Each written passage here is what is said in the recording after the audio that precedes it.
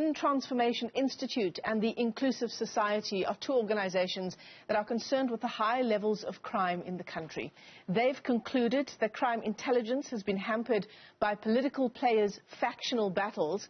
Meanwhile, President Cyril Ramaphosa announced a task team to probe the police's response to the unrest we saw in the country in parts of KZN and Gauteng. That was in July of this year. Let's unpack more of these findings now. We're joined by Director at In Transformation Institute, Roelf Meyer, via our video link this morning. Mr. Meyer, thanks very much for your time on the show. We do appreciate it. I mean, the riots in KZN and in Gauteng apparently triggered by the imprisonment of former President Jacob Zuma, and by all accounts, the police unable to predict it or to control it.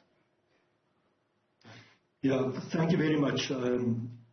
Let me start off by saying I think people in civil society who have a little bit of insight and knowledge about the situation have raised concerns about the subject of crime intelligence over a long period of time. And I here specifically refer to the Institute for Security Studies, Gareth Newman in particular, who has raised these concerns over a period of time. So what we have done is to get a small panel together to talk about where do we stand. And, of course, the events in KZN and Gauteng in July gave rise further to this concern. And so we had this panel discussion, and I think what we are reflecting in this op-ed that was published yesterday is a general conclusion that came out of the panel discussion. So we wanted to highlight these concerns, and the reality is, if we look at the events of July, there was clearly no crime intelligence available that predicted that to come.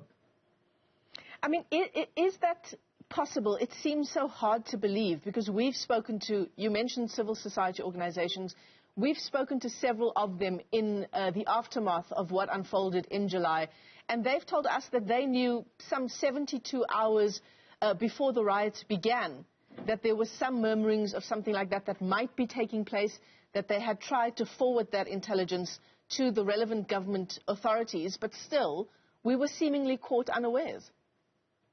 Yeah, that is absolutely the case, and if one goes into questions about this, it seems that there's no ability to collect information on the ground by the people who are supposed to do that on behalf of the state. And I'm talking here about the SSA, the Security Service Agency, as well as crime intelligence in the police. Just take an example, the crime intelligence position in the police, the head of that section, division, is vacant for more than 6 months now. And I think leaves a lot of questions about the situation. And the conclusion that's being made is that it's not an absence of money. There's a lot of money being dedicated for this purpose. So it leaves one with the conclusion that it's all about politics internally, factional disputes and squabbles between the different agencies. And then, of course, the result is a total inability to collect the information that's required.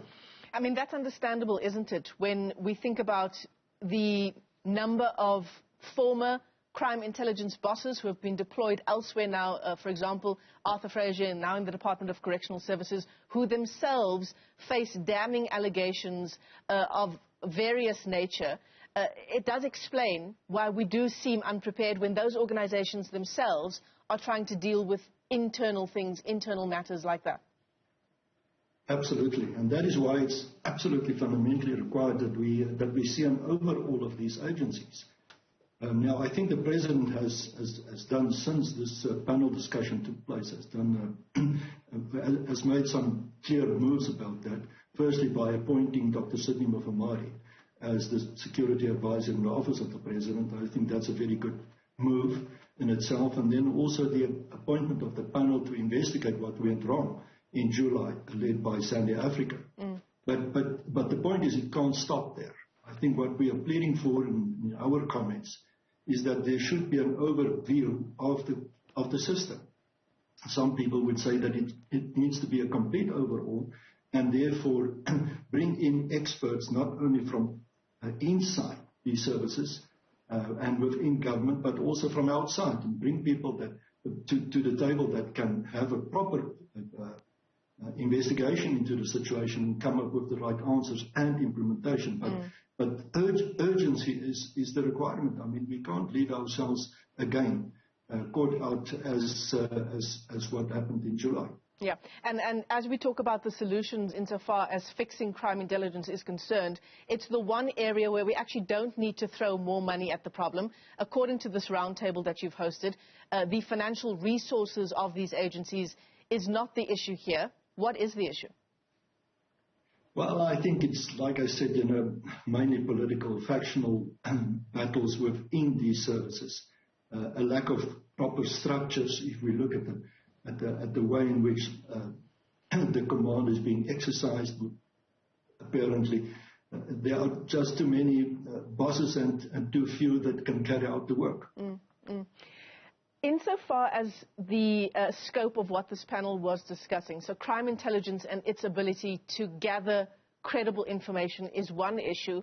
What about the ability to successfully prosecute particular crimes insofar as, let's say, financial crimes are concerned where specialist knowledge is required for a successful prosecution? You're absolutely right. I mean, we can only expect of the prosecutors to act on the information that's being made available to them by the investigators. And that is obviously where the vacancy is in terms of the required information. Prosecutors are acting on behalf of the investigators. And if the information is not there, nobody can follow through. So what do you see, how do you see the scenario playing out in the future? We've now already had an experience of what a failure of intelligence can result in. How much worse can it get? Well, that's a clear question that we have to ask also to the President. Now, the point is the President has made a very important move in my view, and that is to bring SSA under the control of the Presidency. And I think that was a clear indication that the President recognized the situation, that he has appointed Cyril Ramaphosa as the security advisor in his office, and I think from that we can expect certain actions to follow to correct the situation and to rectify the wrongs. So let's hope it happens soon. But the further step that we are recommending is that there should be a general overall, like I said, a review of the system in a proper way, bring in experts and let them give advice on a practical basis. But this has to be implemented very, very quickly because we can't delay this any longer. Roelf Meyer is with the In Transformation Institute. Let me thank you very much for your time this morning as we continue to unpack just the ability of our security police to predict and to prepare for events in the country. We saw it unfolding in the unrest in July in parts of KZN and in Gauteng as well.